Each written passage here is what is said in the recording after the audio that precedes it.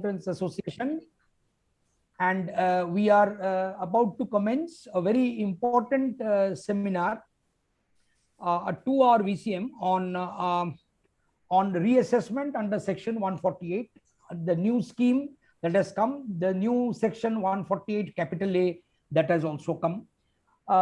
And we have with us none other than C. Ramesh Kumar Patodia, who is a master in the subject. In fact, he was in the executive committee of the Association of Corporate Advisors and Executives and many other bodies also.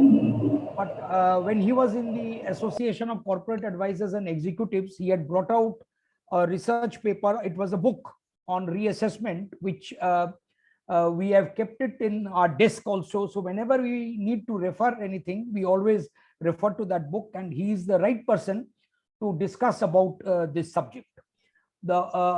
Before Devan, you also speak a few words on the VCM programs that our study circle is going to conduct and has conducted. A little introduction on the subject. I would like to say that Rameshji, now since assessment year 13-14 notices are also coming, because the due date has been extended to 30th of June 2021, because it was supposed to end on 31st March 2020. They extended it to 1 year. Then they extended it to 30th April and then to 30th June 2021. In the meantime, 14-15 assessment years are also coming, because the normal time has come for 14-15 assessment years also to come. And since the new law has come from 1/4/2021, that is 148 capital A, where you cannot reopen beyond 3 years if there is no investment in asset or if there is no undisclosed income above 50 lakhs, so that if you cannot reopen between 3 to 10 years, so that way assessment year 15-16, 16-17 and 17-18 also is required to be opened by the 30th of June 2021. If my understanding is correct, I don't know, you will be able to clarify further. And in the process, what is happening is now both the laws are in force now, because that 148 capital A is now in force from 1st April 2021, and the old law also has got extended till 30th June 2021.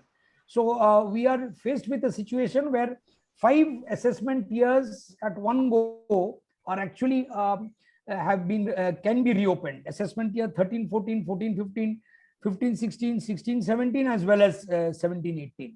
So whether the operation of both the laws at the same point of time is something which is permissible or not from some other angles, because you always try to dissect a section or a statute by using other statutes also. We have seen that in your earlier lectures. You always do that. You quote other laws also, and you try to arrive at a conclusion as to whether both the laws can be in place at the same time. The point is that that assessment year 17-18, which is the demonetization year actually, because all the returns after demonetization were filed for assessment year 17-18, that has also been reopened. So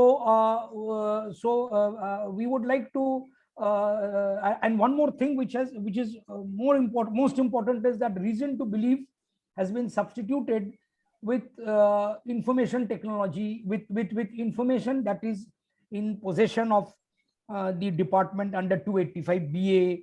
And they also speak of if there is any audit objection by CAG, then that will also be taken into consideration. So all these new issues have also come up.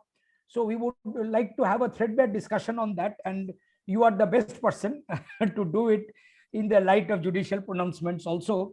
So with these small introduction of the topic that we are going to discuss for the next 2 hours, it's over to Devan to speak about the study circle activities. Only one thing, Rameshji, you can speak straight away. The questions will come in.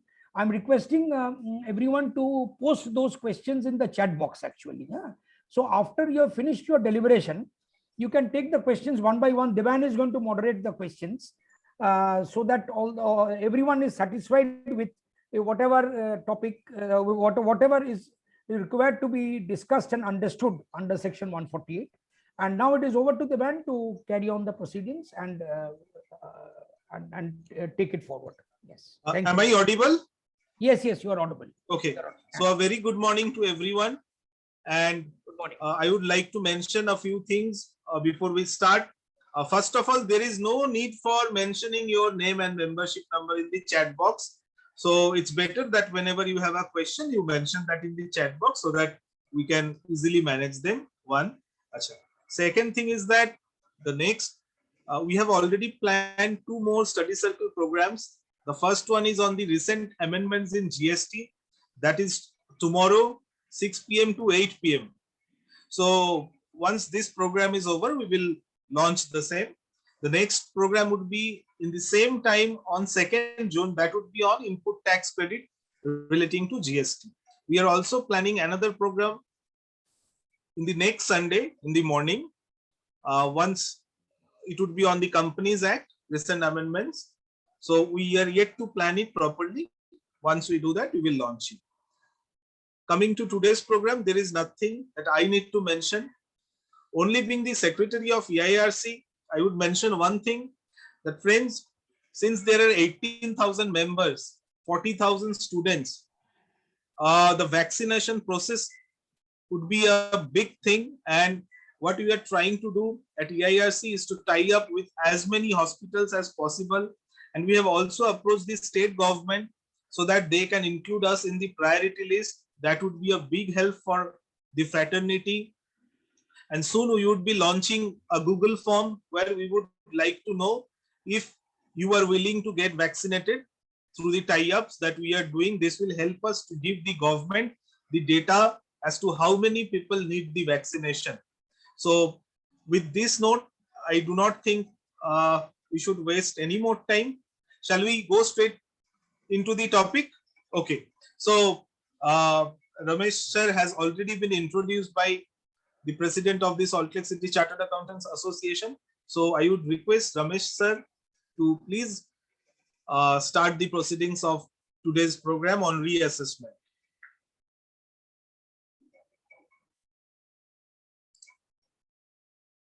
Sir, you have to unmute yourself, sir.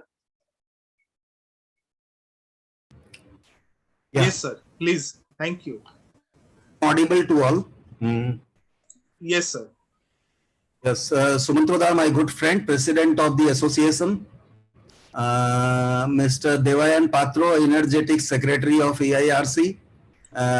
Very good friends from profession, Sanjay Da, I can see, Nilimaji, other good friends on the, I can see, and respected senior members of the profession, fellow chartered accountants, young boys, ladies and gentlemen.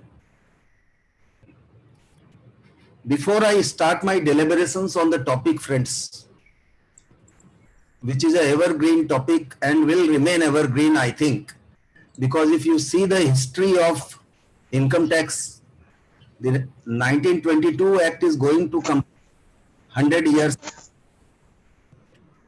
and I do not find any single ITR. We are now, I think, running 440 ITR. You will not have a single ITR which doesn't have at least 5-7 cases on reassessment.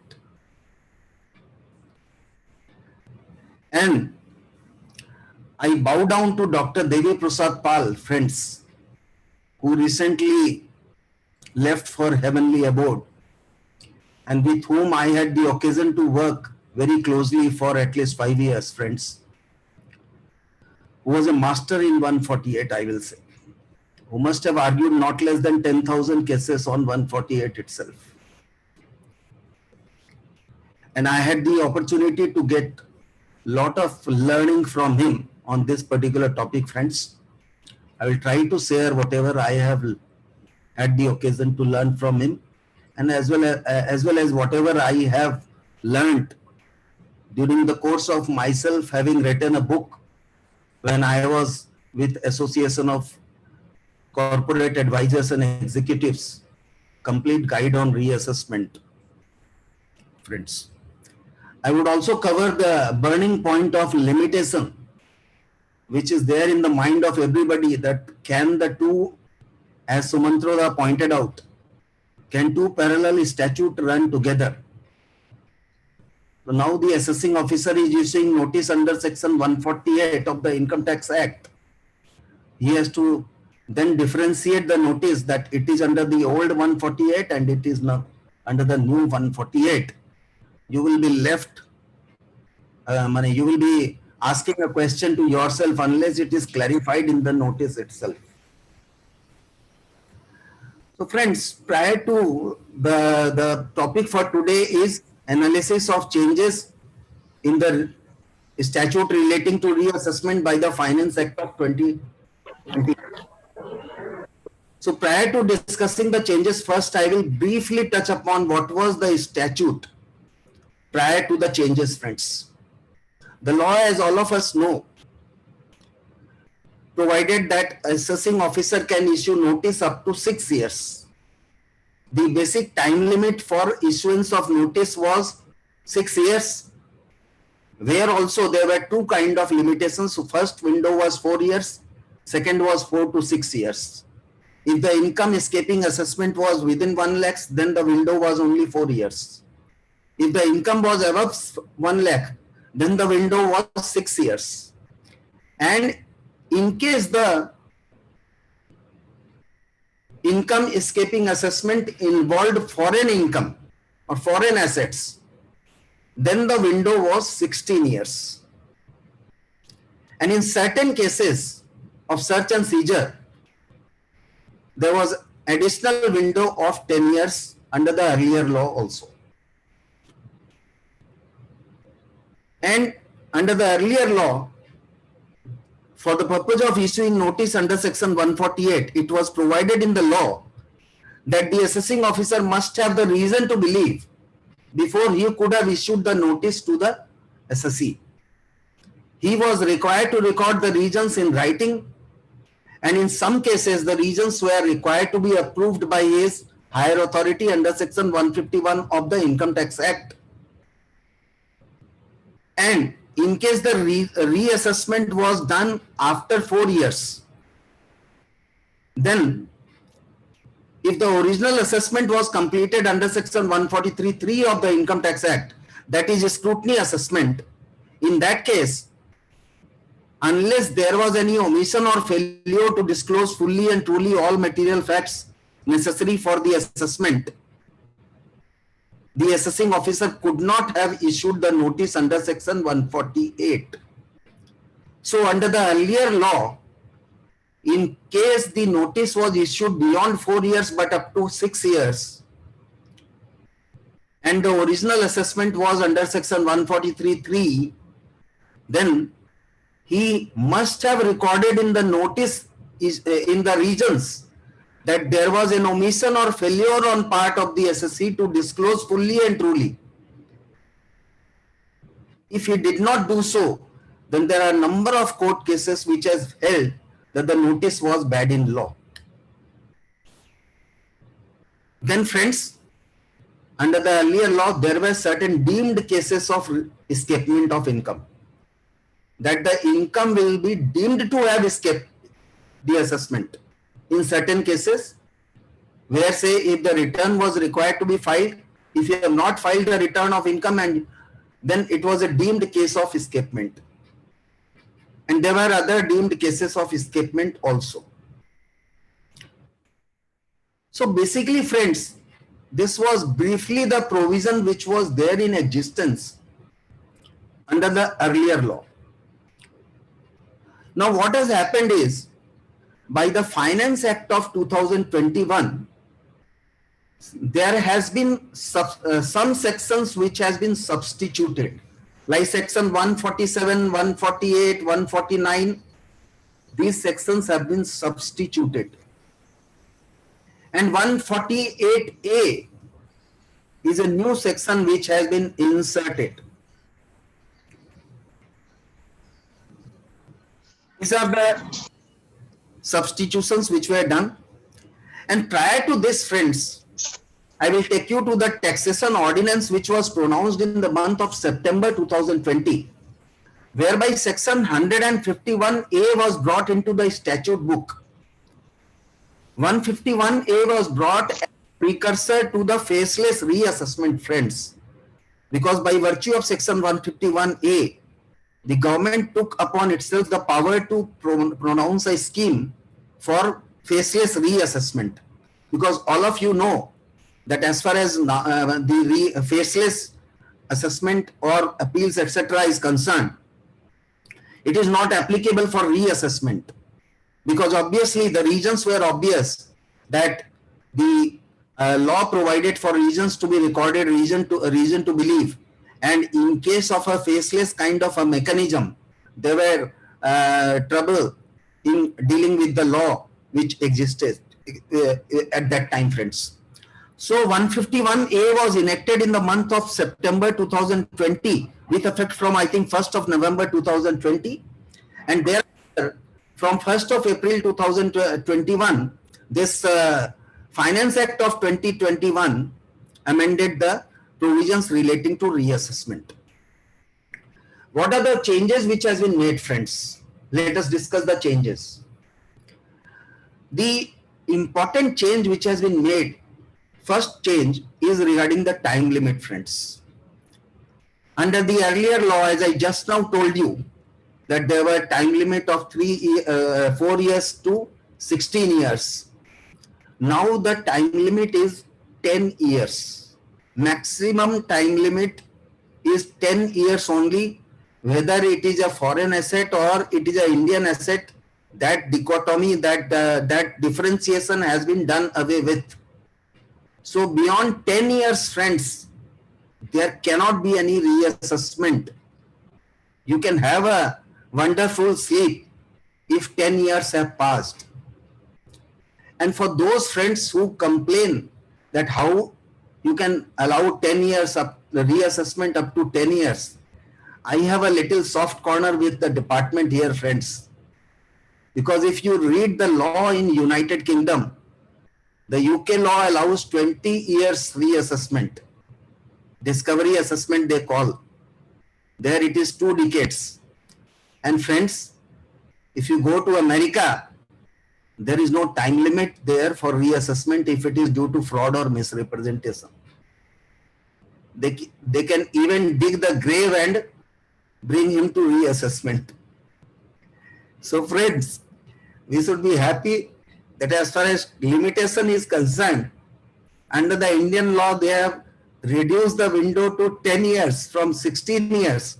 So we should be happy and rejoicing. That is my personal view, friends. No reason to complain. Within 10 years window also, friends, 2 windows are provided. First is 3 years and second is 3 years to 10 years. Two windows are there now. Now, what are those 2 windows, friends? Here the provision says that the assessing officer, in pursuance of information, he can do if there is a escapement of income in pursuance of information, then he can issue the notice under section 148. Here, friends, the law has taken one full circle, I will say. Because if you see the 1922 Act, section 34 of the Income Tax Act, which is pari materia to section 147, had this word information in this section 34. So that is why I say the law has taken full circle. And now information word has come into the statute. What is the meaning of the word information, friends? The law does not define information. The provisions does not say what is the meaning of information. It only says that information as flagged in accordance with the risk management strategy laid down by the authorities. We'll come to that.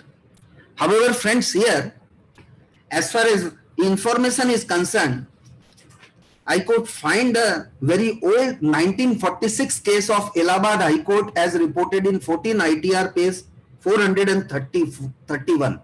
Allahabad High Court in the context of 1922 Act, friends, Allahabad High Court said that information means something more than a gossip or rumor. And it went on to say that it must lead to discovery or belief, and then so on and so forth. So friends, the information must be there in accordance with the risk management strategy, and all of us are anticipating that the risk management strategy of the CBDT will flag the information. Like what kind of information can be flagged? I'm just anticipating. Say, suppose if you are supposed to file the return of income and you have not filed the return, then there will be a red flag in the data that look, Mr. Patodia has not filed the return of income for these years, and we have the information, because nowadays, you know, the department has more information than what you even have yourself about yourself.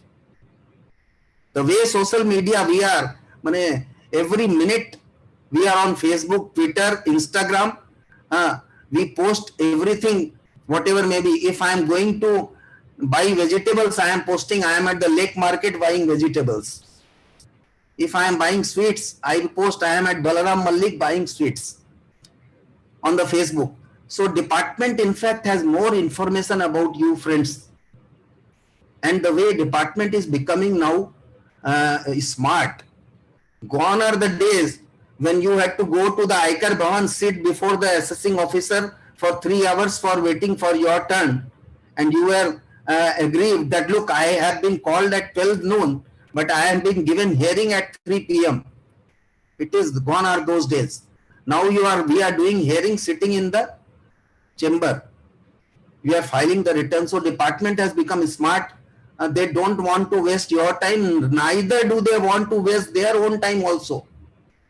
They say whatever, we must utilize our time also properly. And out of 55,000 cases which has been done in faceless, selected in faceless assessment, friends, the Honorable FM has gone on record that only 1,500 cases where the additions were made. Only 1,500 cases throughout the country in which additions were made, which were subjected to. So those are the only cases which could be subjected to appeal. So department is also becoming smarter. They want to take the maximum advantage of the digital technology risk, and in accordance with that, the information which they will be getting, say that I have not filed the return, then they will have the information. Look, I have received interest from such and such bank, but I have not filed my return. If I have got certain income, if I have spent huge amount of expenditure,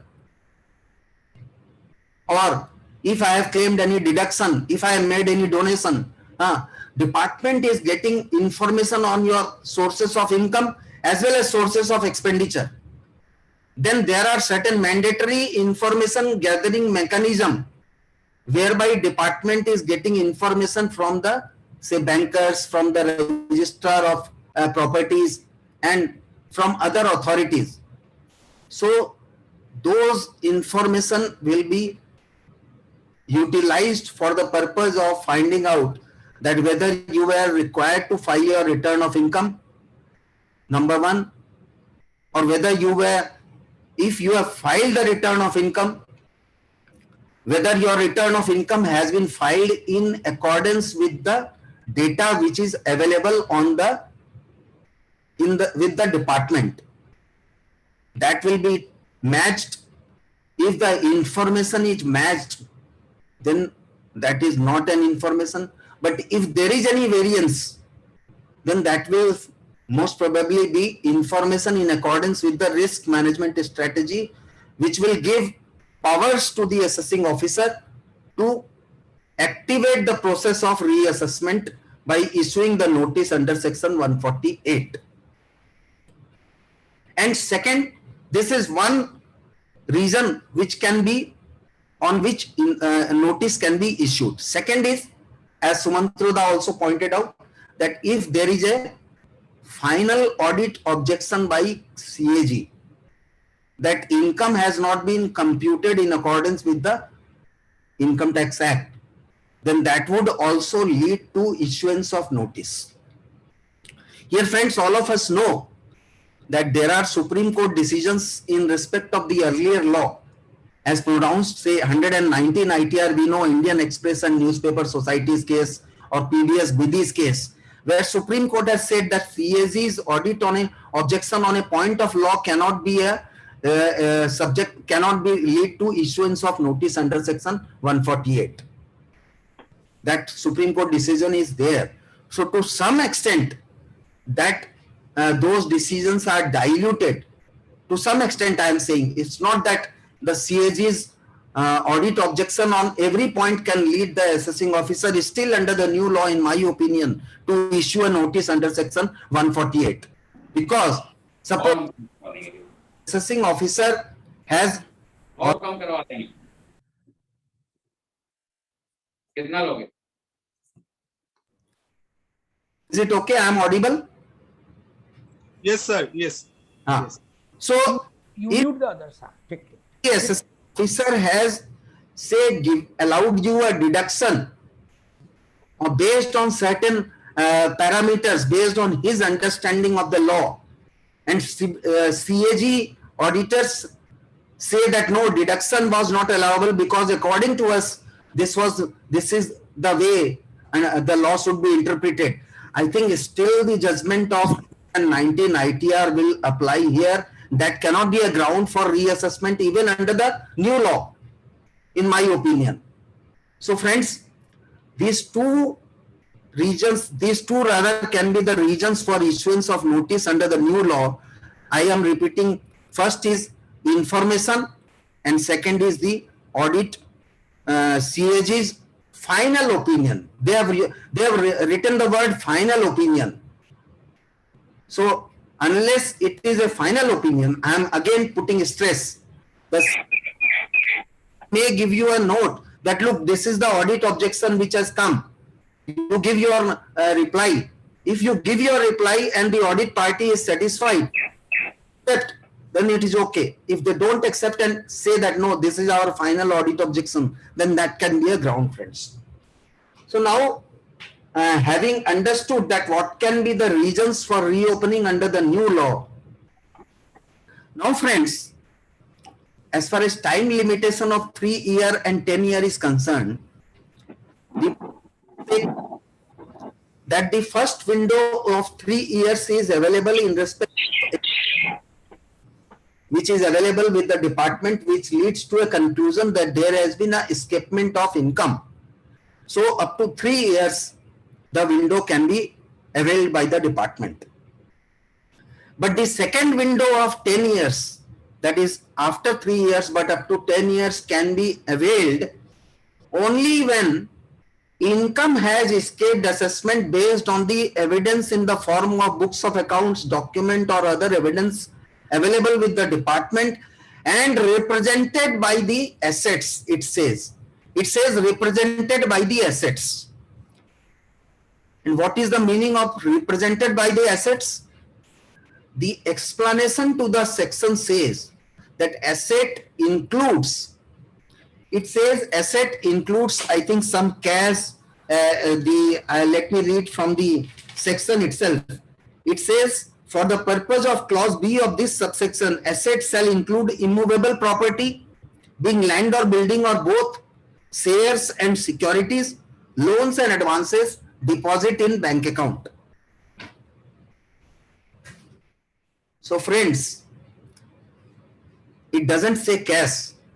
That does not mean that as cash is not an asset, because the definition is an inclusive definition. It says asset includes, and as all of us know, inclusive definition is always a possible of expansion. It can include anything which may not have been written here.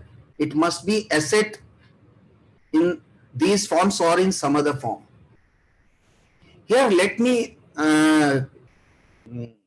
clarify, friends, that since the window of 3 years to 10 years is available only if it is represented by the assets as the law says,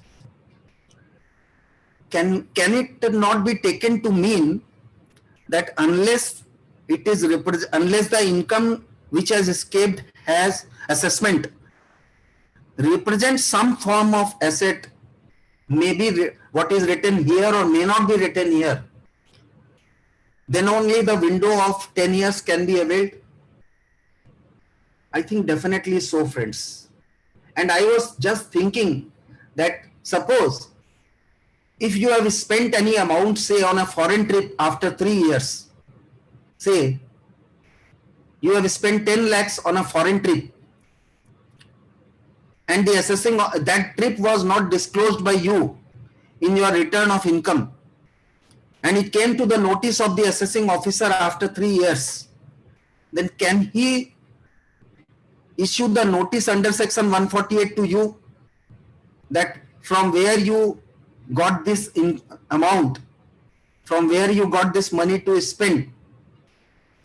Strictly going by the wordings of the provision, friends, since it is not represented by any asset as understood, I think that it will not be within his competence to issue the notice under section 148 in those cases, because one can argue that it is not represented by any asset, and the law requires, because the law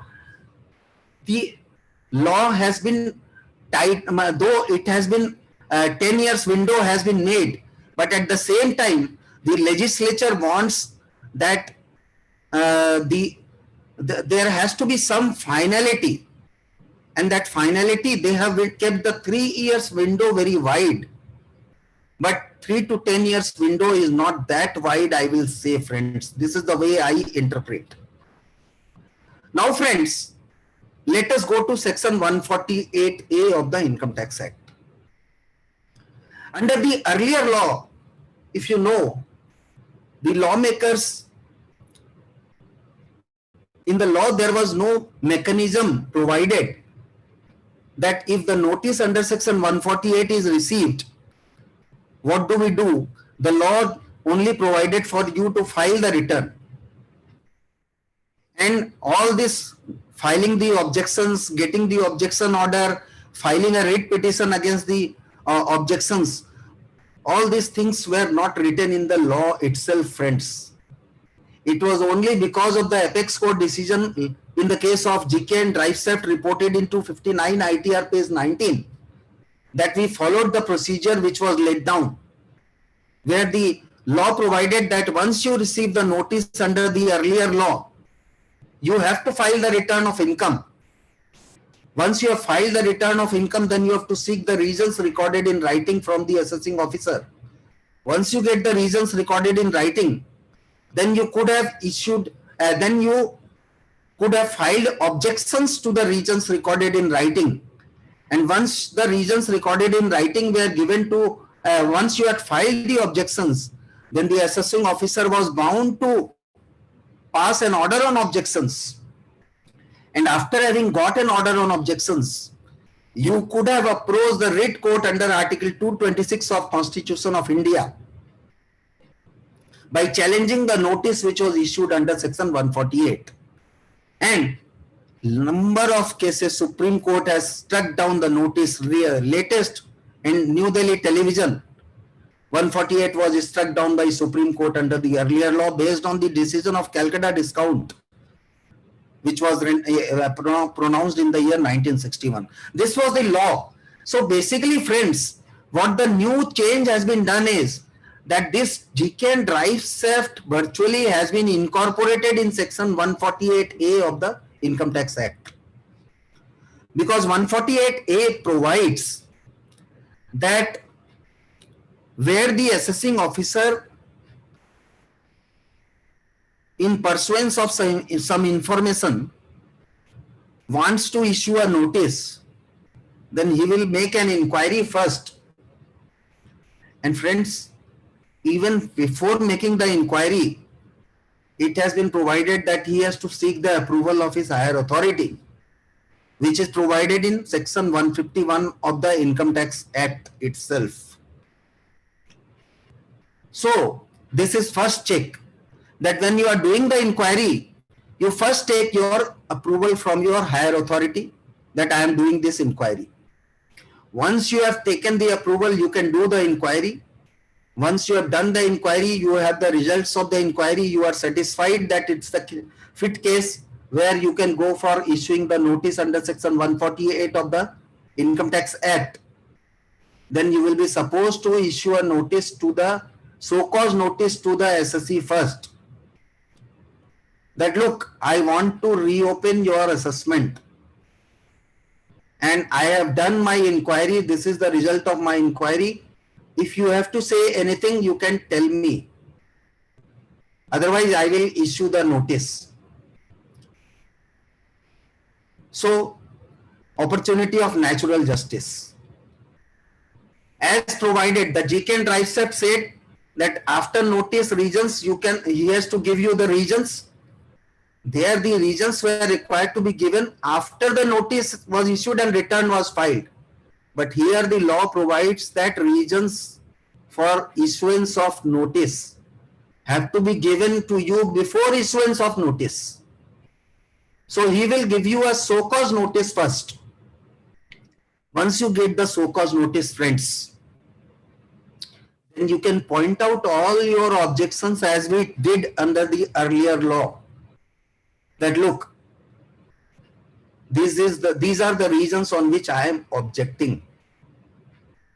That your inquiry is not incomplete, your information is incomplete, my income is not undisclosed, my income has been disclosed. All your grievances you can put forward. Once you have put forward your grievances to the so-called notice, friends, then the assessing officer will take into account your grievances and then he will pass an order that if he is satisfied or not satisfied, he will pass an order and thereafter he will issue you the notice under section 148 along with the order which has been passed by him in pursuance to the so-called notice which was given by him to you, and taking into account your response, friends. Here also, prior to issuing the so-called notice, prior to issuing the notice under section 148, he has to take approval of his higher authority as provided under section 151 of the Income Tax Act. So once you receive the notice under section 148, along with the order which the assessing officer has passed, then here, friends, the question will arise that can I here approach the writ court against the so-called against the notice under section 148 and the order which has been passed by the assessing officer? I think, friends, that yes, one can. Because the order which has been passed under section 148A of the Income Tax Act is not an appealable order. So therefore, you can directly challenge this order in a court of law under Article 226 of Constitution of India. That look, the order does not take into account, there is a defect, there are defects in the order. The information, all grounds which we used to take while challenging the objection order earlier law, under the earlier law, can be, and all the decisions which were there under the earlier law can still be utilized in the new law also. I think those decisions do not become now redundant. Those decisions are still of vital use. They can very much be utilized, friends. And what comes to my mind immediately here, one more thing, that when you have been issued the notice under section 148, along with the order which I just now spoke, there can be defects in the notice itself. As we have seen that there are defects in the notice which is issued. The notice is undated, the notice is unsigned, the notice does not mention the assessment year, the notice does not is not in the proper form, and these the notice has been served, the notice has been not issued, issue and service. Though in 148 we know that issuance is important, not the service within the limitation, but there are litigation as far as with respect to issuance and service of notice. All those things can still be, all those grounds will still be available to you. However, one more thing, friends, once the notice has been issued to you along with the order, the law does not provide for further objections to be filed by you against that notice. And it remains to be seen that to what extent GK and Drivesafe's case can still be utilized, that look, even after getting the notice under section 148, including the order, can I still make an objection to the notice that notice is defective? This remains to be seen, and only the time will tell, friends, that what will happen. So this is as far as, friends, the time limitation is concerned. And here one important change which has been done is that they have done away with the need for regions to be recorded, because under the earlier law it was explicitly provided that before issuing the notice the assessing officer must record his regions. However, now there is no need for recording any regions. He need not record the regions.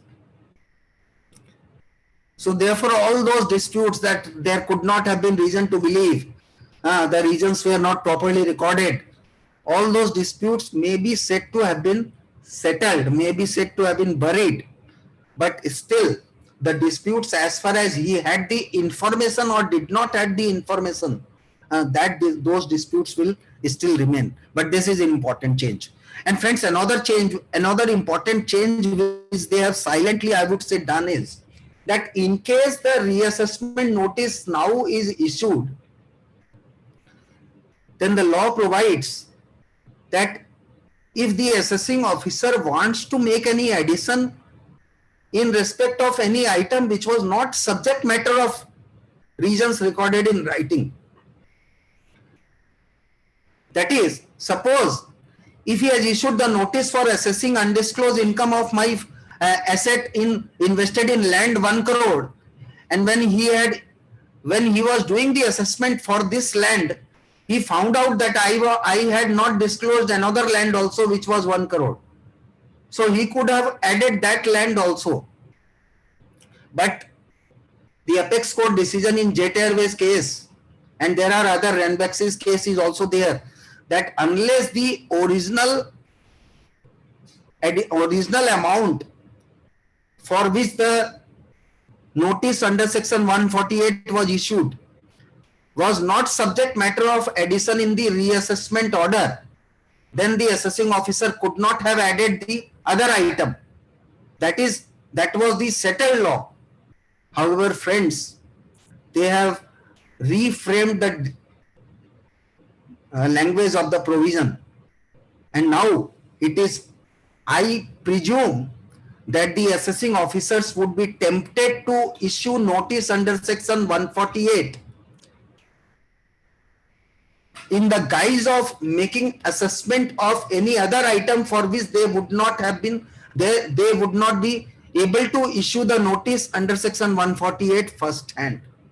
That kind of mechanism they may try to do, friends, but I am of the opinion that still the law which has been laid down in the Jet Airways case, that still can be argued that unless, because the reason is simple, because if the assessing officer does not make any addition for the in respect of the item for which notice under section 148 was issued after complying with the provisions of 148A, and he makes the addition in respect of any other item for which the provisions of section 148A has not been complied with. So therefore, this will be something which is beyond the scope of assessing officer in my humble submission, friends. Though again, this is a dispute which will be settled only when the time comes, when the provisions are subject matter of judicial interpretation, friends.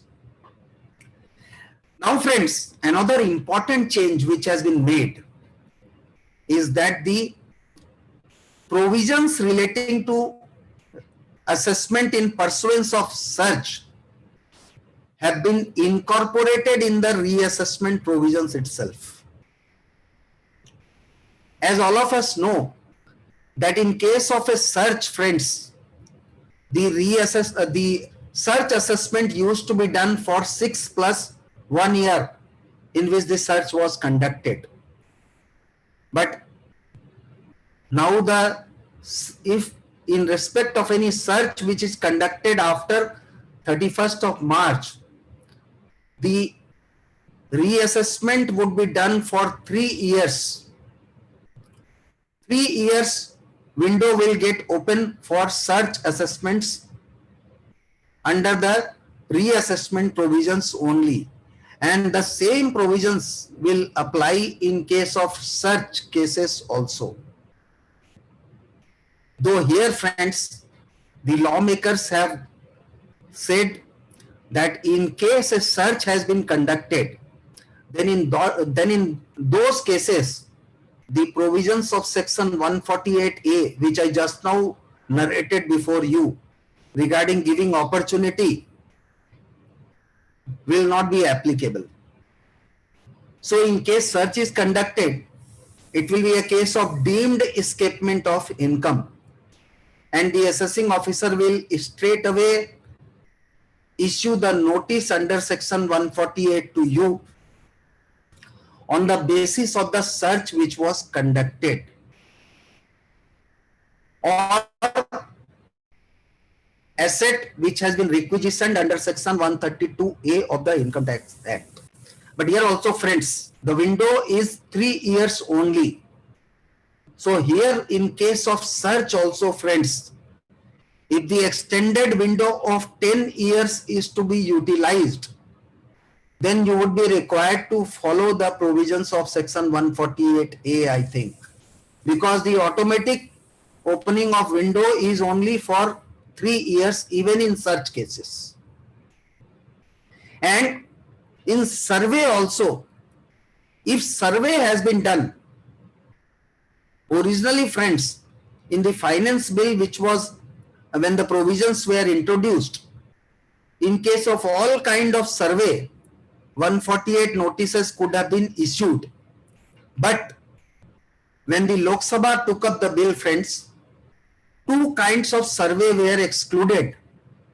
First is, if the survey is in pursuance of TDS defaults, and second is, if the survey is on account of any function, etc., say is any marriage is being held, and if any survey takes place at the marriage hall, so these 2 kind of surveys could not lead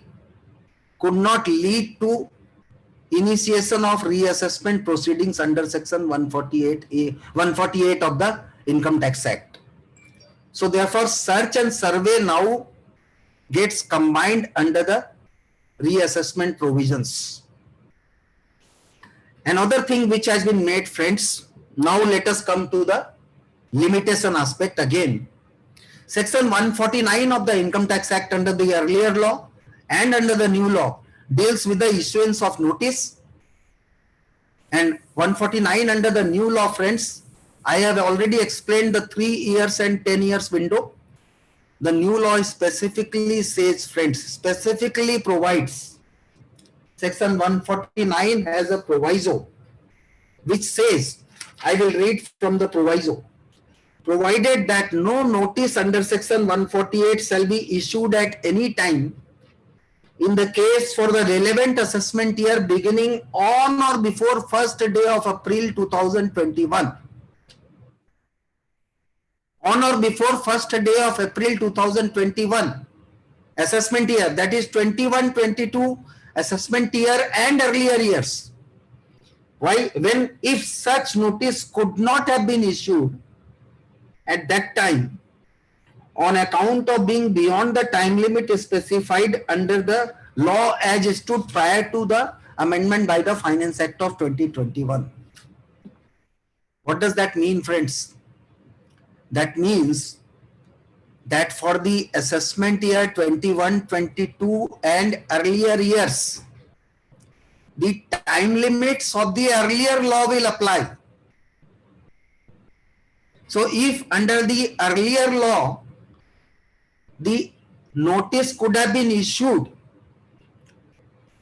based on the provisions as existed, then only the notice under the new law can be issued. So therefore, virtually it means that 6 years window is kept for the notices to be issued under the earlier, in respect of the earlier years. That saving clause they have kept, friends, which is a good thing. That it does not mean virtually that it is a retrospective amendment of law, that now the assessment for assessment year 11-12 can be reopened. It can't be. That is a very good provision, friends. But now let us come to the burning topic, friends, which is now in the minds of everybody, that how come the income tax department is issuing the notices for assessment year 2013-14 and 14-15. Other years I am not bothered, friends, because 17-18 they could have issued, they could issue even under the new law now. Of course, based on the new law, not under the earlier law. So friends, prior to approaching this issue, that whether they could or they could not, I was just trying to see that what has been the what has been the department's view, or the what has been the lawmakers' methodology in such cases. Take for example section 271, the penalty. As all of you know, the penalty provisions were replaced by section 270A of the Income Tax Act. Earlier law, there was penalty was under section 271(1)A, 271(1)C, concealment penalty for furnishing inaccurate particulars of income or concealment of income. The penalty was being imposed under section 271(1)C of the Act, which was later on replaced with 270A, misreporting and underreporting of income. But if you read the provisions of section 271(1), it says that for this section will prevail for notices in respect of this assessment year, up to this assessment year. So therefore, even though the assessment for a particular assessment year may have been conducted afterwards, but the penalty provisions were governed only by the earlier section 271. In those cases, the law is specifically provided in section 271. And friends, here, let us come, when the 1922 Act was replaced with 1961 Act, then friends, section 297 of the Income Tax Act, section 297 of the Income Tax Act, if you see, which deals with the repeal and savings, 297 says, I am reading section 297 subclause 2 subclause D, that that where in respect of any assessment year after the year ending on 31st day of March 1940, a notice under section 34 of the repealed act has been issued before the commencement of the act. So here the lawmakers had provided for mechanism regarding the manner in which the notices under section 34 of the 1922 Act had to be dealt with, or in respect of the notices which were issued under the 1961 Act in respect of the assessment year prevailing prior to the assessment, prior to 1961 Act. The lawmakers had taken care of those issues in the repeal and savings section 297 of the Income Tax Act. Similarly, friends, if you read section 298 of the Income Tax Act, section 298 of the Income Tax Act subsection 1 says that if any difficulty arises in giving effect to the provisions of this act, the central government may by general or special order do anything not inconsistent with such provisions, which appears to it to be necessary or expedient for the purpose of removing the difficulty. So friends, 298 contains a provision whereby in order to remove difficulty, the central government has been given power to do something. Now friends, let us come to the powers by virtue of which the central government has derived the power to issue the notice. For assessment year 2013-14, the notices are being issued under the old one section 148.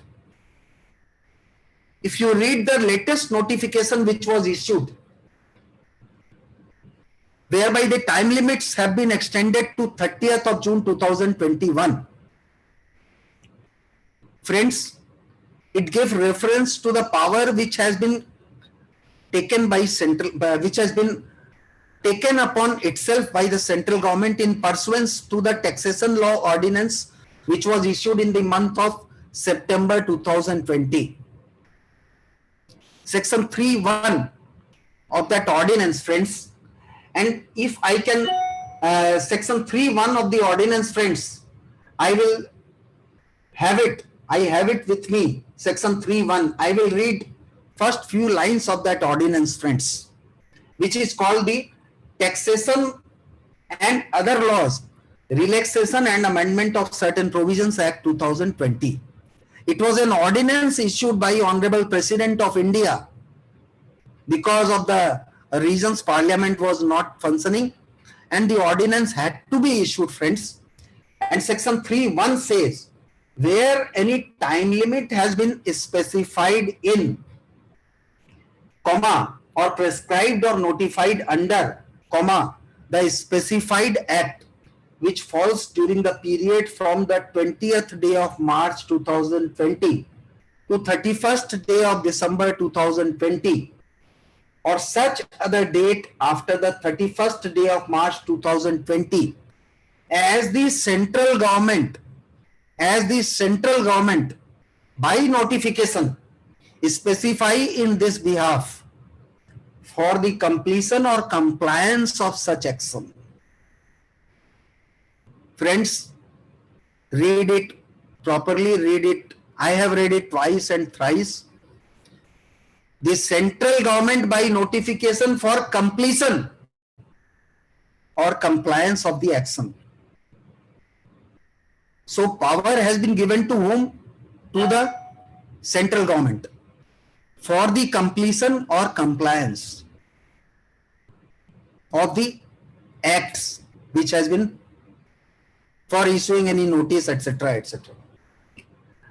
Friends, now when I read this ordinance and the power by virtue of which this the latest notification dated 27th April has been issued by the Central Board of Direct Taxes, it gives reference to that section 3(1) only. And friends, here the notification has been issued by Central Board of Direct Taxes. I am asking myself, is Central Board of Direct Tax equal to central government?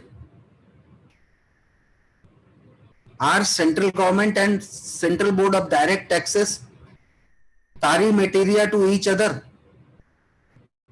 Because the ordinance has given power to central government, not to CBDT. The notification has been issued by CBDT. My first point, friends,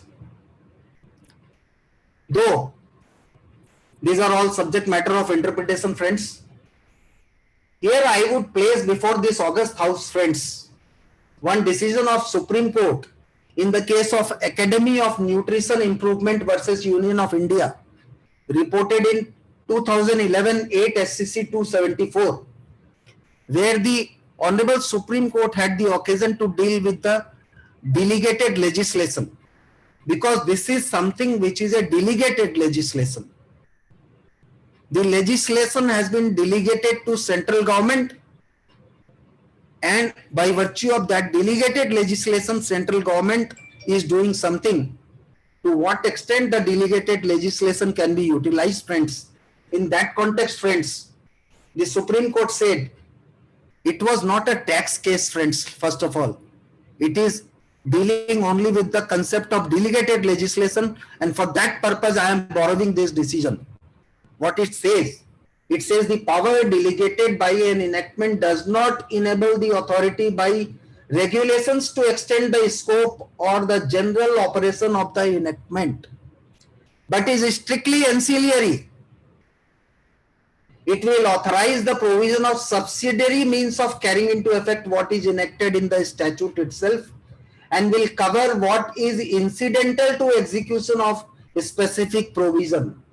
But such a power will not support, I am repeating, but such a power will not support attempts to widen the purposes of the Act, to add new and different means of carrying them out, or to depart from or vary its end.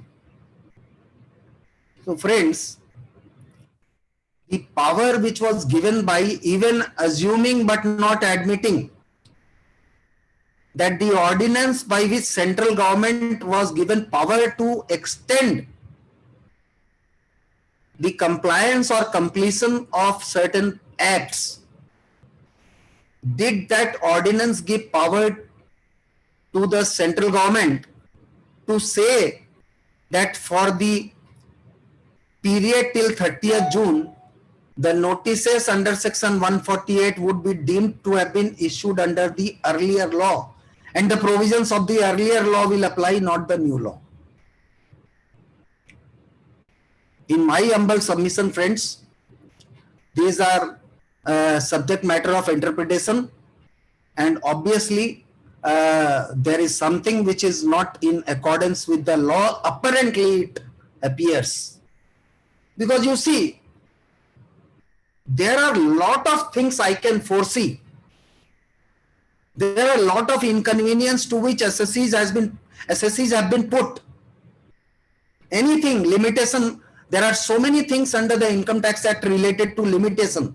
You see, 8 years limitation is provided for setting off the losses under the Income Tax Act.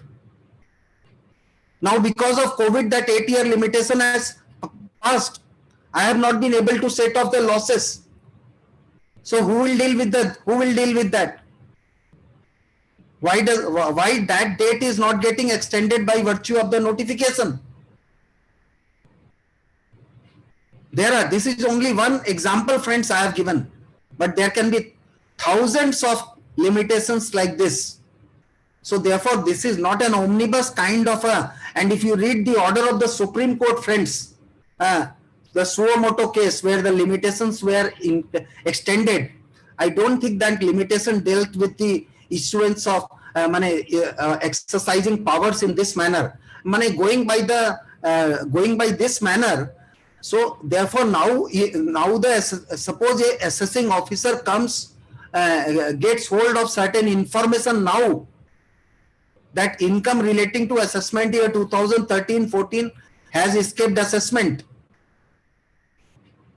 So he will exercise this power of issuing notice within 30th June. Is it not extending the law itself, friends? Two parallel 148 notices, two parallel acts are functioning. I don't think, friends, this is within the scheme of the things.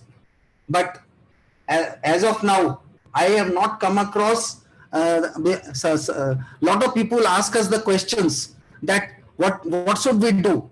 So our obvious reply is that you should challenge this before the court of law only. And as all of us know, it is not cost effective for everybody to go to a Calcutta High Court and challenge the notice. So obviously, friends, in those cases, one can do is give his objections on this point before the assessing officer, that he doesn't have the jurisdiction under the, he should give his objection on all points, that he is challenging the notice is bad in law, and therefore let that point be kept alive if one cannot go to the High Court on this point, friends. Then friends, so this is as far as limitation is concerned, friends. Now let us come to change of opinion. Under the earlier law, Kelvinators case 320 ITR phase 561, there could not have been a reassessment on a change of opinion.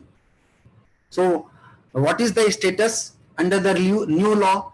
Can there be a change of opinion? No, friends. I think under the new law also, the assessing officer will not assume jurisdiction to issue notice under section 148 in case of a change of opinion. That point will still be valid in my opinion, friends. Then friends, the approval of the higher authority. Section 151 provides for approval of the higher authority, as all of us know. Here, there under the earlier law, there were a lot of decisions that a higher authority is supposed to exercise its brain, exercise its mind properly before it can approve the issuance of notice. Those kind of decisions, those decisions will still be good law, friends, because here also the sanction of the higher authority which has been provided, here also the higher authority should not just be a rubber stamp that approved. Yes, if those things are done, then that would also be a perfect case for arguing before a court of law that the approval was mechanically given and it cannot be the subject, reassessment is bad in law in those cases, friends. Then friends, another thing here, lot of people ask me this question, that under the earlier law, one could not have given direction to the assessing officer to issue the notice. All of us know 314 ITR Greenbird Corporation Supreme Court case, where the reassessment at the behest of commissioner was held to be bad in law. Because after all, the reason to believe must be that of the assessing officer. He could not have been directed by his higher authorities. But now, here, as far as information-based reassessment is concerned, since the information is flagged in the case of the SSC, so therefore to that extent the information will come to the assessing officer, after which he will make an inquiry. Making of an inquiry at the officer's level is still there. It is not that somebody else will make an inquiry and give him the material that you issue the notice. That is not warranted. Here, after having got the information, still he would have to make his independent inquiry. That is not precluded. Before making inquiry, he cannot proceed itself.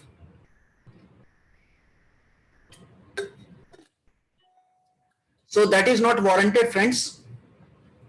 That is still is there and existing. One more thing, friends. Under the present law,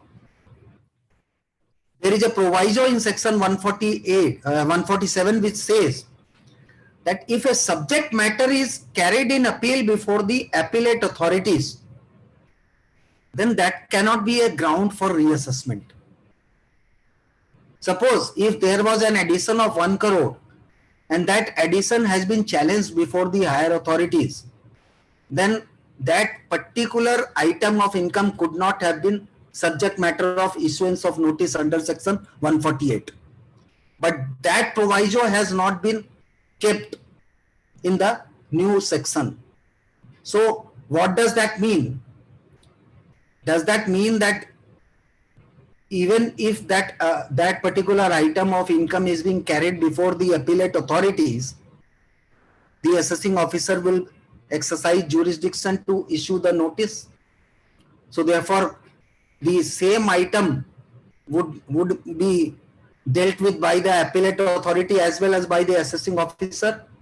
This is obviously going to create trouble, and I think that the lawmakers the interpretation would come in such a manner that no, if the item has been carried in appeal and it is already been dealt with there, then that cannot be a ground for reassessment, friends. So then, friends, there are other provisions regarding the limitation, time limit for completion of assessment under section 153. They have not been touched. Section 147, 148, 148A, 149. These are the 4 sections, friends, which has been substituted. Other provisions have not been touched upon, friends. That's all, friends. I will stop my deliberations here. Now let us discuss for the benefit of all. Thank you. Devan, you are there? Yes, yes, I am here. Yes, yes. So before Ramesh ji starts answering the questions, you will moderate the questions for his benefit. One thing, Ramesh ji, I would like to say here that the lockdown took place on 24th of March 2020. And there was time till 31st of March 2020 to issue notice for assessment year 13-14, reopening. I mean, had the lockdown taken place 8 days after that, say from 1st of April 2020, then the plea of the government would not have been there, because for 7 days lockdown, they took 15 months extension for that matter. For a 7-day lockdown, they got the opportunity of a 15-month extension for reopening of assessments for 13-14. Exactly. And especially what you rightly said also, that now they are even in that extended period also, because I think on the 4th of March, the CBDT had also given an instruction that you cannot issue any notice beyond 31st March. But on the 30th evening, they came out with that notification that it is extended till 30th April. And I think on 27th April, as you rightly said, further extended till 30th June. Now, the sanctity of the reopenings after March actually is the moot question also. March means March 21, I mean to say. ठीक है, March 20 से 21 extend हो गया, ठीक है, क्या किया जा सकता है? The advantage of the lockdown, they didn't give us much advantage of the lockdown, but they themselves took a lot of advantage of the lockdown. But how can there be a reason to believe after 31st March 21? The reason to believe should have been earlier. The reason to believe cannot take place at a later date. That is where because section 3(1) says completion or compliance. Completion of something or compliance of something. Yes, yes. But it is not initiation of a proceeding. Correct. Basically, getting the proceedings. So that way, sir, any notice issued between April 1st, 21 to 30th June 2021, which has not come yet, another 1 month is left, that is actually violative, frankly speaking, of the ordinance 3(1). When they have extended till 30th June 21, what prevents them by their own interpretation from extending it to 30th June 2022? Yes, you can't stop them. By going by that ordinance, they have all the power to extend it for indefinite period. Yes, exactly. Is it the interpretation you can, if you make this interpretation, then really, I am reminded of the decision of Apex Court in Parsuram Pottery 106 ITR, that you will be reviving the stale proceedings. Yes, exactly. Another important thing you said, sir, is that section 148 capital A is coming before 148, and hence it is not appealable, because whatever order is passed, if the department feels that it is a fit case for reopening, then he can reopen, and the only remedy is Article 226 of the Constitution, that writ petition. That is also a very important point, which you have mentioned also. So Devan, please take the questions, and if there are any questions from the floor also we can take. Yes. It will take some So time. Yes. what I will do is I have copied these questions Yes. in one page. I'll share that screen and I'll take the questions one by one. And I would also like to mention that the number of participants that I see on the screen at this point of time is also 148.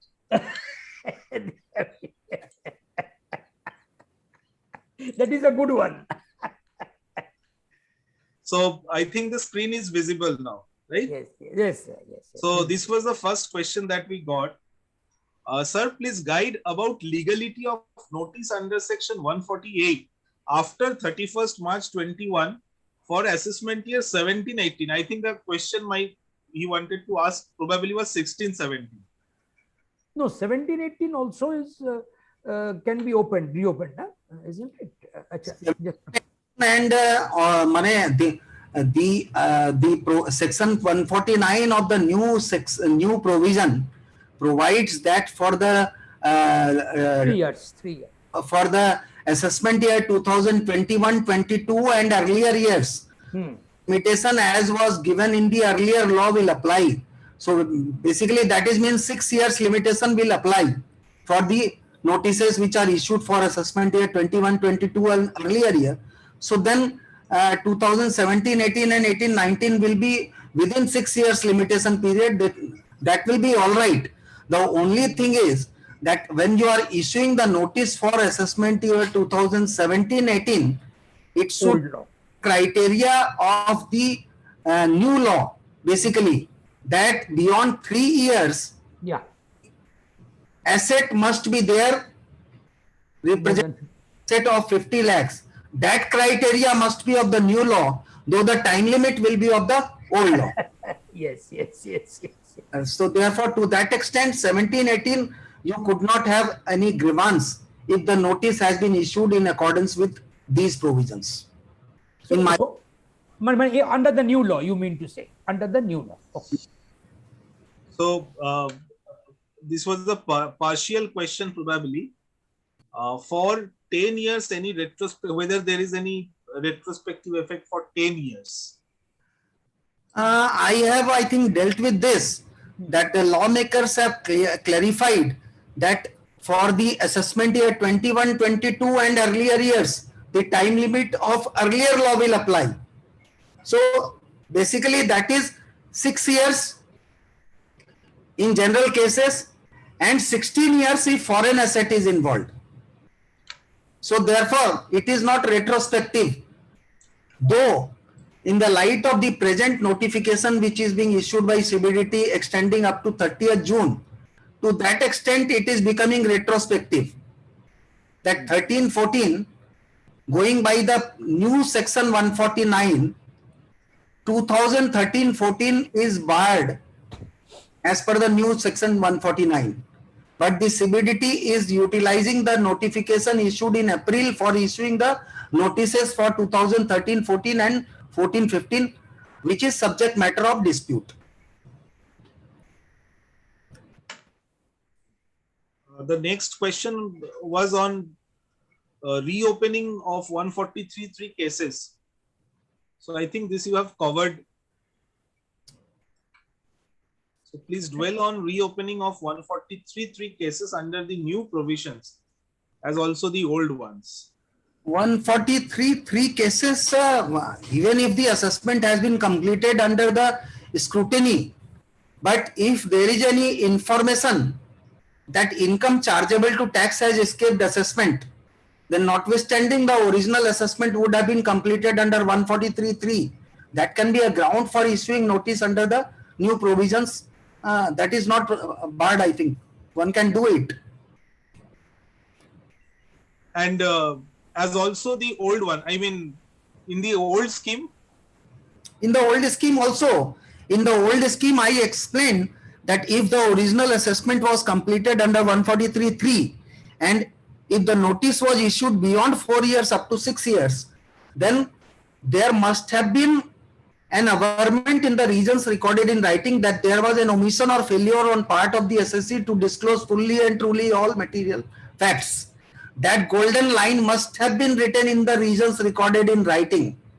If that golden line was missing, then we always used to take the benefit of Calcutta discount case that the assessing officer has nowhere said that there was any omission or failure on my part to disclose fully and truly, and therefore the notice is bad in law. So the next question, assessment was completed under section 143.3 in share capital case. The share capital transactions were done with 6 different parties.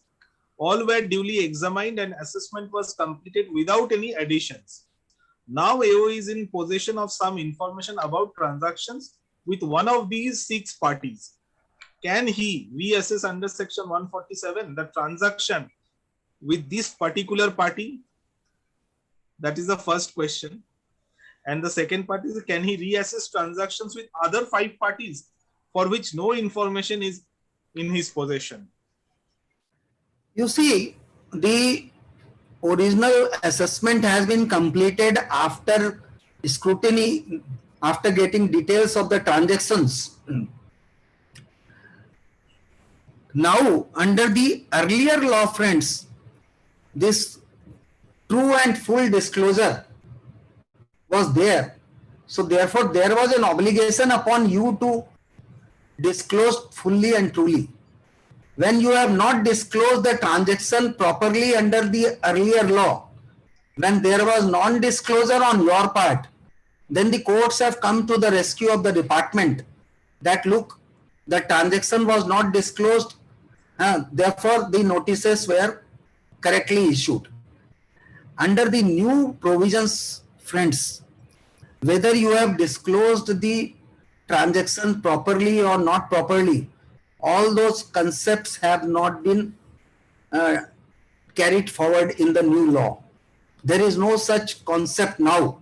The new concept is that if there is a information which says that there was escapement of income, and for up to 3 years, beyond 3 years, if the information suggests that there was an escapement of income coupled with the evidence that it is represented in the form of some asset, these are the only criteria. So therefore, in this kind of a situation where the transaction was explained, but if it is found that there was some transaction, the disclosure was not proper, and it has come to the notice of the assessing officer that some income has escaped assessment, then I think that can form the basis of information under the new law. Unless one can say that there has been no non-disclosure, there has been no fraud or misrepresentation, in that case one can argue the change of opinion, that you have already formed an opinion that the share capital was genuine and the source of source was explained as required under section 68, read with section 115 BBE. So there you can take the plea of change of opinion, but the case will have to be built up on a very meticulous manner, in my opinion, under the new law. The way we had the luxury under the earlier law, to some extent that luxury is getting diluted here. Sir, the next request was to discuss section 149 subsection 1. 149 subsection 1 I have dealt with. 149 basically deals with 3 years and 10 years window. That I have already discussed, I think, friends. Time limit. Another question that came in was just to reassure if there is requirement of filing return under section 148 under the new provisions. Yes, definitely. 148, you have to file a return if the notice is issued. The self says. The next question.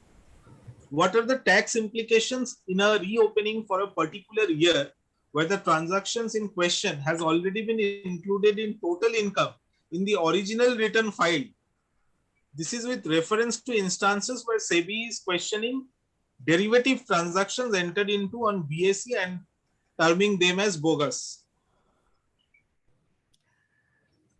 You see, very good question.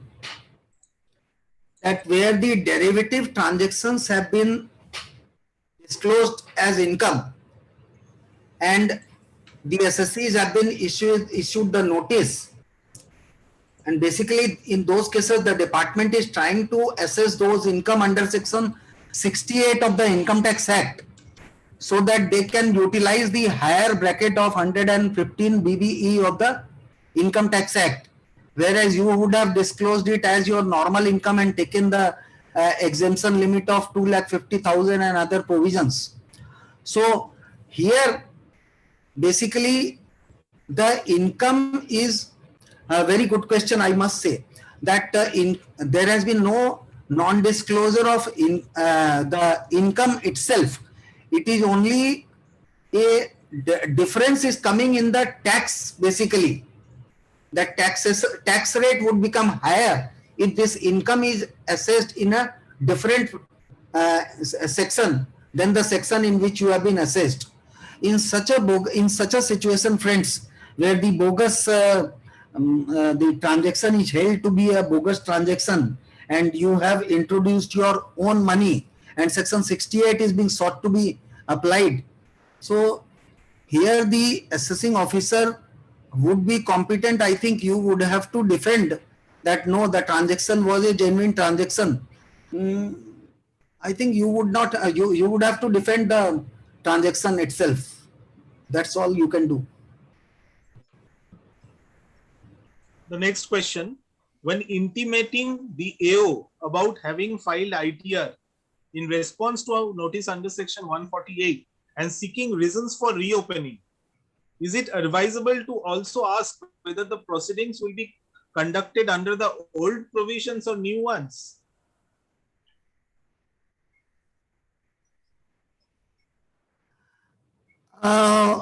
Here my reply would be that you should not ask that whether it will be old or new. You should stick to the new law. That because this is the new law is the law which is applicable.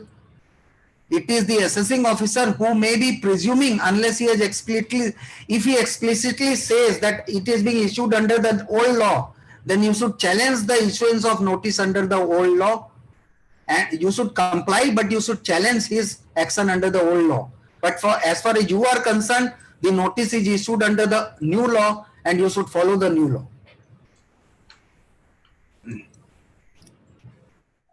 Coming to the next question, sir. Instructions dated 4th March 21 had 5 categories for issues of 148 notice on or before 31st March 21. Is extension to 30th April and to 30th June valid? We have already discussed this point threadbare, I think. Extension of the issuance of notice till 30th June.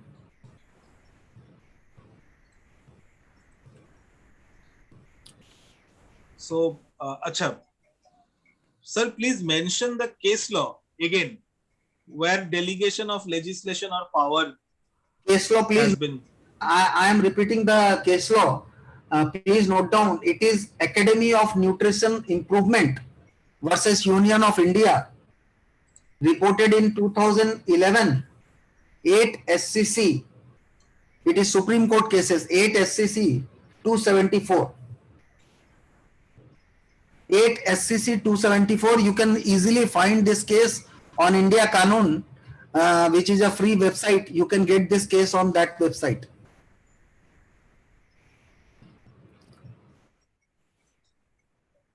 So the next question, can an outright notice under section 148 be issued under the new law, even if nothing was found during the search or survey? In so far as search is concerned, the outright notice can be issued for search only. There, because it has been deemed to be a case of escapement, but that is only up to 3 years. Even in such cases beyond 3 years, if the notice is required to be issued, then he will have to comply with the provisions under section 148A. Similar is for survey. Sir, the next question, while filing return of income under section 148, should we include the accepted income under Vivad Se Vishwas or any other income which SSC did not dispute in appeal? See here, here as far as including the income which has been disclosed under the Vivad Se Vishwas is concerned, lot of people have faced practical difficulty, because if you include the income which has been disclosed under the Vivad Se Vishwas, then the software will automatically calculate the interest, etc., and the tax rate, etc. So what we have rather advised our clients is to file the original return and later on intimate this fact to the assessing officer that the income has already been disclosed, so therefore there is no ground for issuance of notice under section 148, and 148 proceedings should not be continued in such a situation. So the next question, for assessment year 2014-15, whose sanctioning is required? As per old law, CIT or JCIT? As per new law, CCIT or the CIT? See, since they are saying that we are issuing the notice under the old law, therefore obviously they will take the section 151, compliance of the section 151 as per the old law, not as per the new law. But in as far as SSC is concerned, SSC will challenge the notice as bad in law that 2014-15 cannot be issued according to us.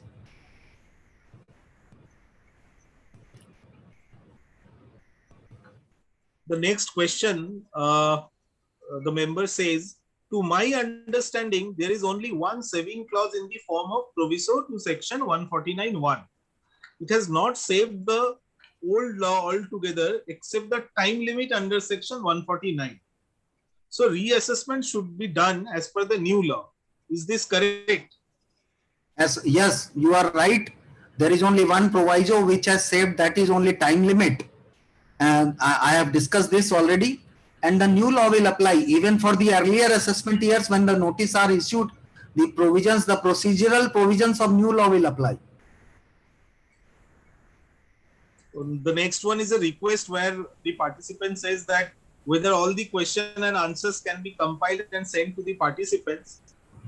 So in this regard, I can mention that this program is also being recorded, and generally we put it on the YouTube. So we will be sharing the link. So in that case, if you have to refer to this question answer session and you want to know about something, you can always refer to the link. Sir, suppose in case I missed to file the return, can I request AO to issue notice under section 148 so that I will be able to file the return and get the refund?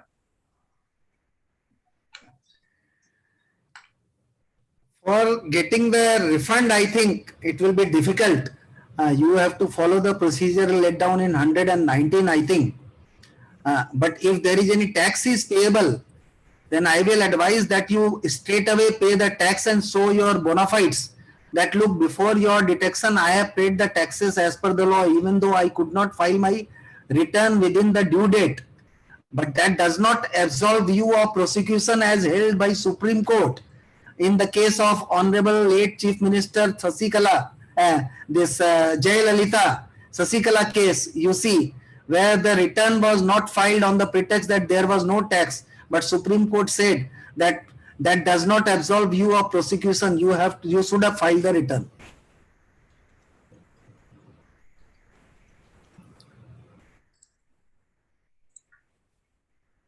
Sir, the next question, when is the last date to file return of income in response to notice under section 148, for which original date as per notice to file return of income was 1st April 2021? May 31, 2021, or has it been further extended?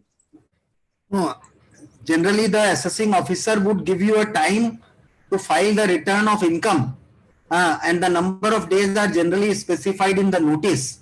If you want some time extension, you could write to the assessing officer for extending the time for filing the return. That time should be followed. If you do not file your return within the time has been given to you, then the assessing officer would be free to pass the ex parte order under section 144 of the Income Tax Act.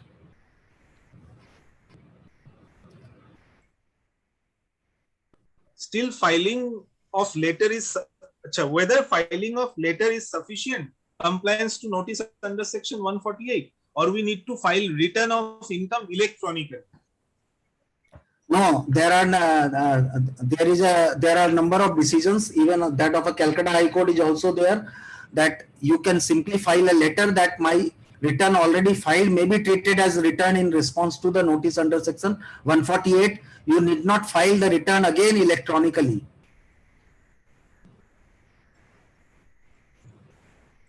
While filing a letter, how do we include the accepted income or income which has been settled under Vivad Se Vishwas?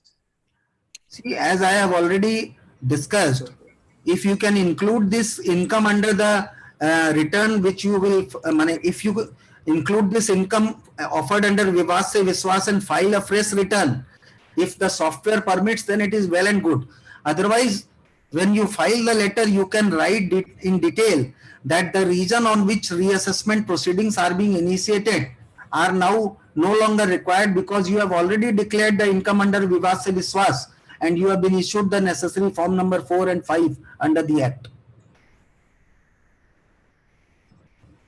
The last question, if old year's reassessment is to be done under the new law, then how can the AO issue notice under section 148 without annexing order under section 148 capital A as are being received till 30th June 2021? This is the whole dispute, friends, because you are interpreting the law in your the way it suits you. The department is interpreting the law the way it suits them. It is now only the courts will decide who is right. Yes. So these were the questions in the chat box that we had. And if sir there are has any other questions from the floor also, if anyone still has some doubts, we still have some time available with us. So if someone has a question, can directly unmute and ask their question. Directly ask their question.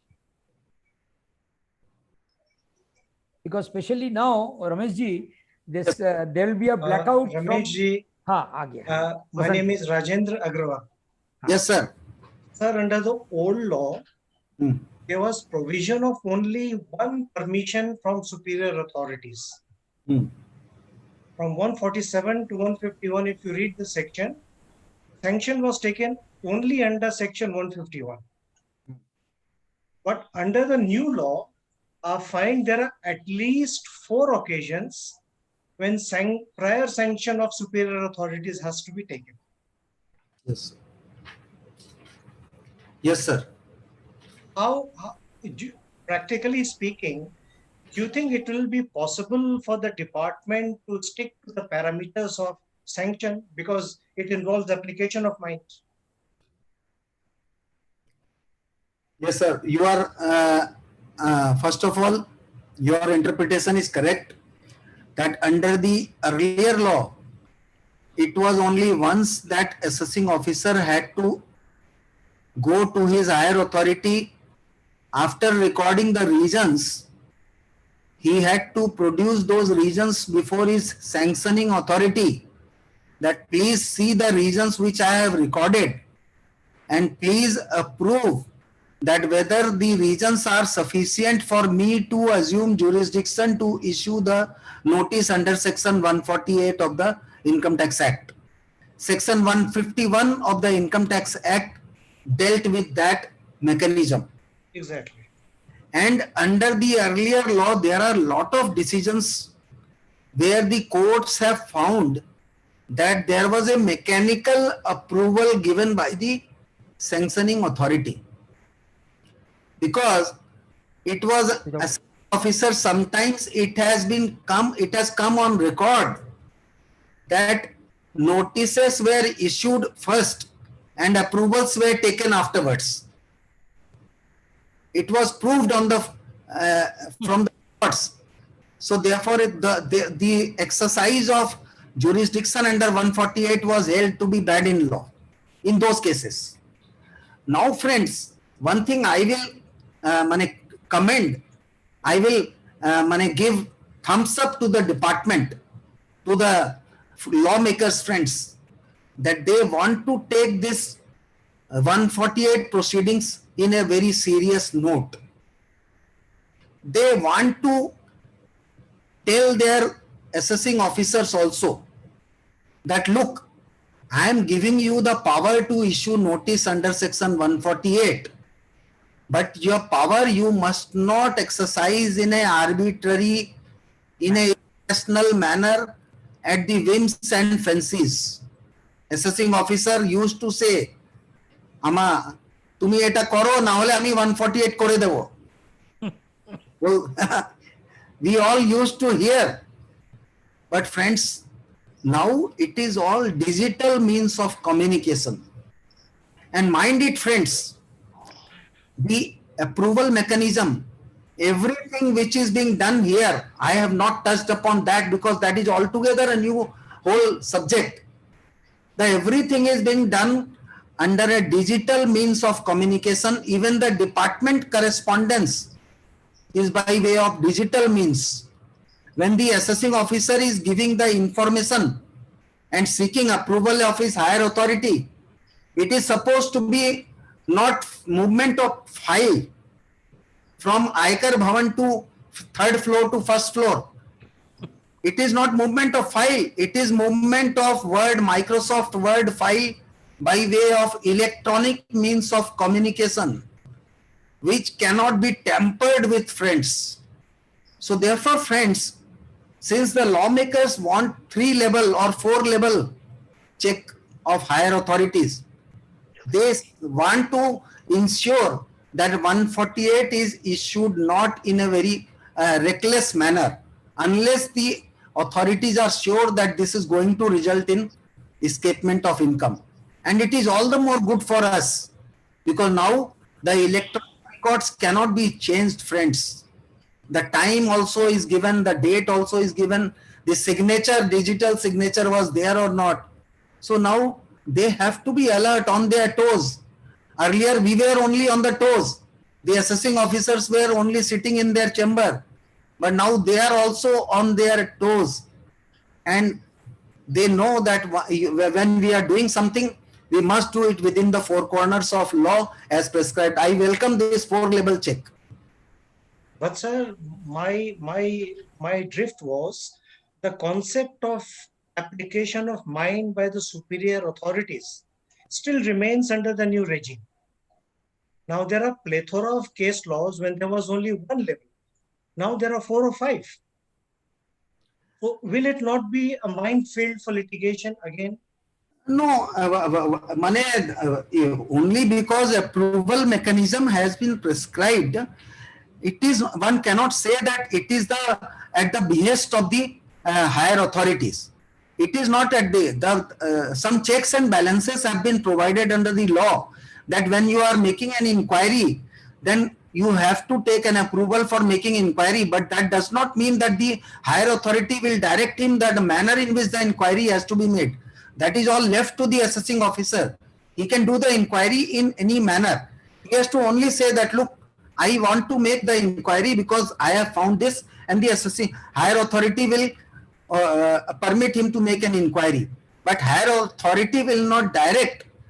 He will not say, there will be, immediately what comes to my mind is, it's a master and servant relationship. Like when there is a servant and master relationship, then the master will direct that this thing has to be done by you and you have to do in this manner. But when there is a consultant and a relationship, then the consultant will do, but he will utilize his own mind in doing the manner in which the inquiry has to be done, that he will be doing on his own. So I don't think that one can say that it is at the behest of the higher authorities.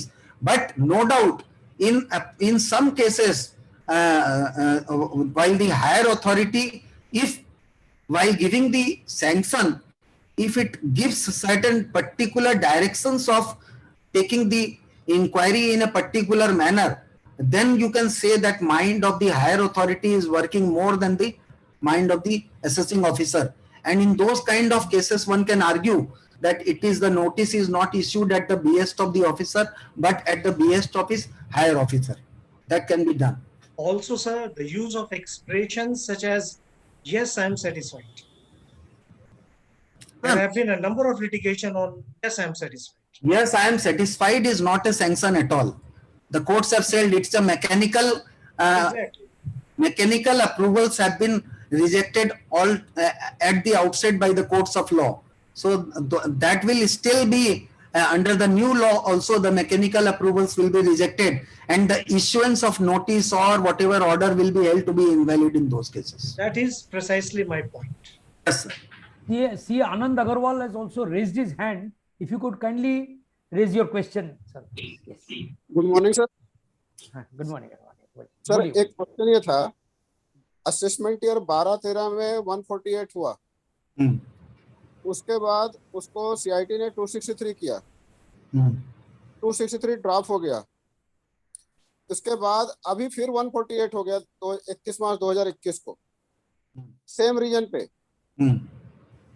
जो reason 148 का पहले था बाद में उसको assessment किया फिर 263 किया सीआईटी ने एक्सेप्ट किया तो क्या सीआईटी अपना व्यू चेंज कर सकता है उसी उसमें अप्रूवल दे सकता है जो 263 में ड्रॉप कर चुका 148 इश्यू हुआ उसके बाद 148 के बाद में 263 हुआ हाँ 263 में ड्रॉप हो गया 148 का ओरिजिनल असेसमेंट था वो उसमें भी उसने ऐड नहीं किया था तो सीआईटी ने 263 किया हाँ 148 का ओरिजिनल असेसमेंट में ऐड नहीं किया तो 263 किया फिर हाँ।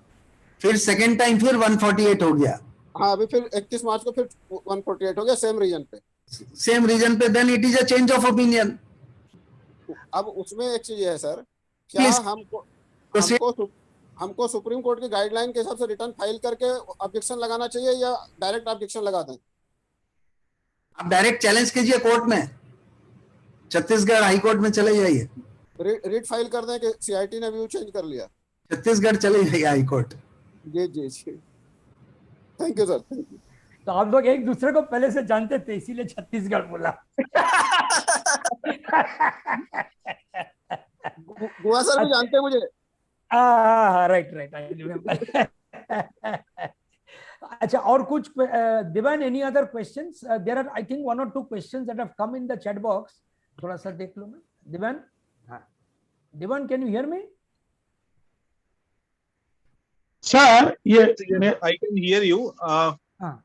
I think Chandrakji is speaking. I think yeah, he's- yeah. अच्छा अच्छा अच्छा बोलिए बोलिए। सर मेरा क्वेश्चन है ये जो आपने कहा इलेक्ट्रॉनिक मीडिया में डिपार्टमेंट भी बंद किया है वो लोग भी अपना कोरेस्पोंडेंस इलेक्ट्रॉनिक मीडिया में रखेंगे ठीक है ना जैसे हम लोग बंद गए हैं तो हम लोग इसकी सर्टिफाइड कॉपी मांग सकते हैं क्या जैसे आप 144B में फेसलेस असेसमेंट में सबसेक्शन 1 में 32 डिफरेंट सब क्लॉजेज हैं कि ऐसा नहीं तो वैसा वैसा नहीं तो वैसा नेशनल असेसमेंट सेंटर जो है नेशनल फेसलेस असेसमेंट सेंटर भेजेगा टेक्निकल यूनिट को असेसिंग यूनिट को वेरिफिकेशन यूनिट को तो ये कैसे फ्लो ऑफ इंफॉर्मेशन हुआ नहीं हुआ ठीक हुआ इसको तो देखना है ना तो इसको देखने के लिए हम लोग सर्टिफाइड कॉपी मांग सकते हैं क्या जैसे 148 में भी ये काम आएगा नया 148 में भी the internal communication of department they will not give to you they will only give to the authorities like tribunal and high court if you go and you place before the high court that you my lords you please call for the records it will be proved so the high court and the tribunals they will call for the internal records which the department will be bound to produce to them but if any CIT appeal also he can call for the records CIT appeal has all the powers but I don't think that they will give you the internal communications which they have. They will give it to you, except what the order sheet, with the order sheets which are given, that they will give, but not the other internal communications they will not give. But what I am trying to say is that order sheet को फाड़ के नया order sheet बनाना बहुत easy था, but यहाँ पे नहीं होगा।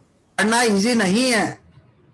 अगर आप कोई फाइल डिलीट करेंगे तो लॉग में आ जाएगा कि कौन सा फाइल कब डिलीट हुआ, because I am sure that income tax department would have taken adequate digital safety, that it is not tampered with, and any digital record is, if it is tampered, then there is adequate trail of that this was done.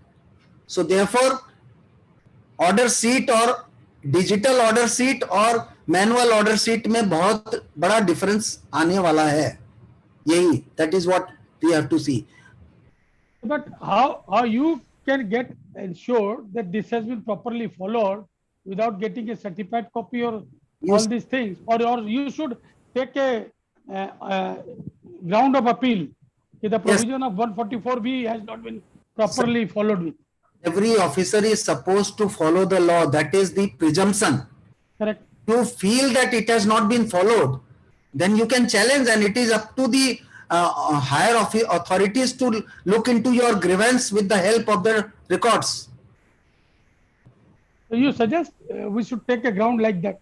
Definitely, if you are if you have any suspicion or anything, you should definitely take it, but you should not माने हवा में तीर डालने वाला काम मत कीजिए. If you are putting an allegation on the department of anything wrongdoing, then you must be sure before you may put any allegations in writing.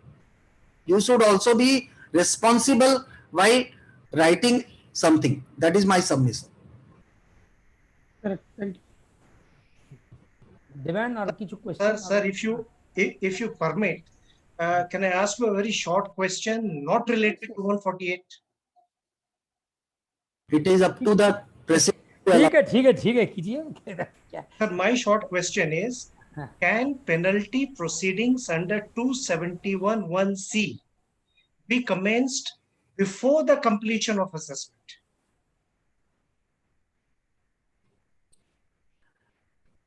I think that since the law itself provides under section 275 of the Income Tax Act that the time limit for completion of penalty is 6 months from the end of the month in which the order is of the CIT appeal is received.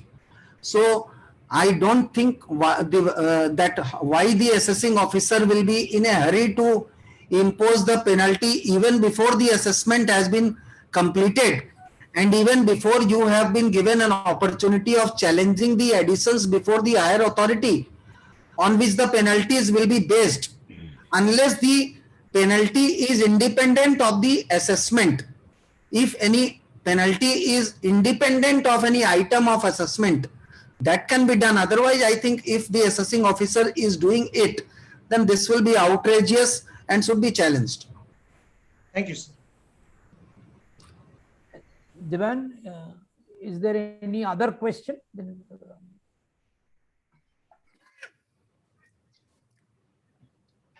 Devan, can you hear me? Yes, sir. Yeah. I think there was another question asked. No, I do not see any other question in the chat box. Acha. And any raising of hand is also not there, I think. I think we have almost come to the end, I think. Huh? Yes. Yes. Thank you, Ramesh ji. And I request CS Shumon Chaudhary to kindly offer a formal vote of thanks to our speaker, CA Ramesh Patodia ji. It was a very good session, Ramesh ji. People have been posting it in the chat box also. It was, you took a lot of pains to really go through the entire provisions of the old law as well as the new law, and I'm sure that the members who have attended today's session will benefit a lot. And since we are doing the recording also, if at all they have missed out on some points, they can once again refer it once they view the recording. Shumon, can you kindly offer the formal vote of thanks, please, to close the session?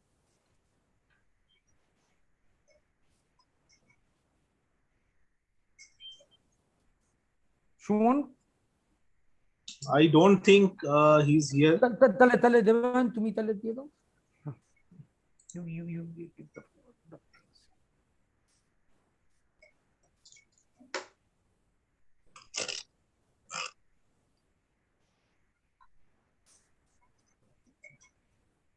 Devan, you offered the formal vote of thanks, please. Okay.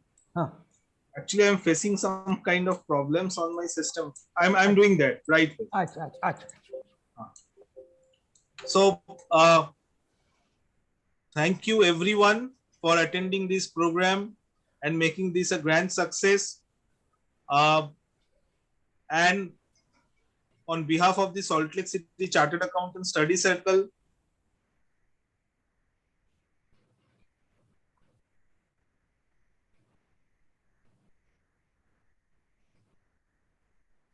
I think he's facing some problems. Can you hear me, Ramesh ji? Yes, I can hear you. Yes. So I thank our speaker profusely for sparing his valuable time. 148 is a very hot topic, especially after the old law and the new law, coexisting together. And I'm sure that we will have a lot of interesting sessions on income tax with you. I request all the participants to kindly unmute themselves and give a thunderous applause to CA Ramesh Patodia ji, please. Kindly Thanks. unmute yourself. Give some applause to CA Ramesh. Thank you so much. Thank you so much. And with this, we come to the end of the technical session. And I think tomorrow also we have a session of Salt Lake City Study Circle. So thank you very much, Ramesh ji, once again for coming and sharing your valuable time. Thank you.